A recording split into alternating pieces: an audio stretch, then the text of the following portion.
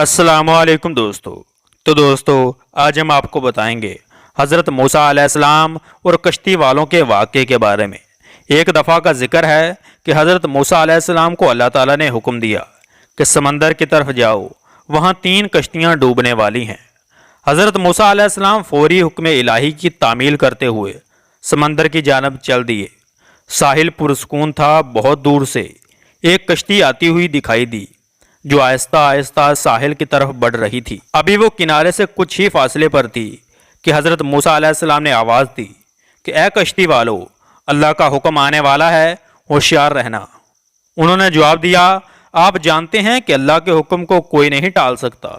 हम तो उसके बंदे हैं जो हुक्म इलाही के पाबंद हैं।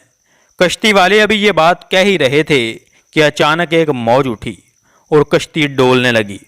सवार अपने आप को बचाने की कोशिश करने लगे। इतने में एक और ज़बरदस्त मौज आई और कश्ती को अपने साथ बहाकर समंदर की तह में ले गई।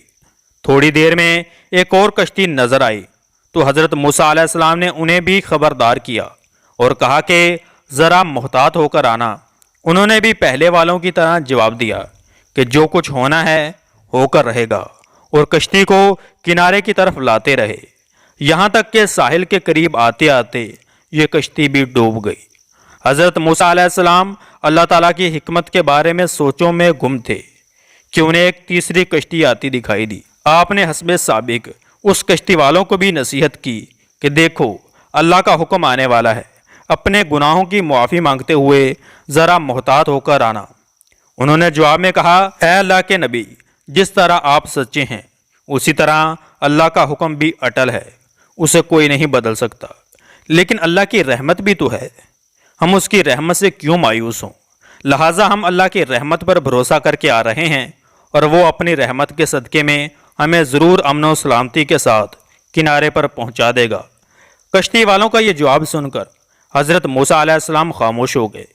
जब कश्ती बाहिफाजत किनारे आ लगी तो अल्लाह के पैगंबर सोचने लगे कि अल्लाह ने 3 कश्तियाँ डूबने का फरमाया था। 2 तो डूब गईं, लेकिन तीसरी सलामती के साथ किनारे आ लगी। ये कैसे बच सकते हैं? इरशाद बारी ताला हुआ कि ए मूसा, आपने सुना नहीं कि तीसरी कश्ती वालों ने क्या कहा? उन्होंने मेरे हुक्म को तस्लीम किया, मेरी रहमत को आवाज़ दी थी और उस पर पूरा तवक्कल और भरोसा भी किया था। तो इसलिए ये कश्ती मेरी रहमत के तुफैल बच गई, क्योंकि जो भी मेरी रहमत के दरवाजे पर आकर सदा देता है, मैं उसे नाउमीद नहीं करता। दोस्तों, हदीस शरीफ में आता है कि जब अल्लाह ताला ने मखलूक़ात को पैदा फरमाया था तो अर्श पर लिख दिया था कि मेरी रहमत मेरे गज़ब पर गालिब है।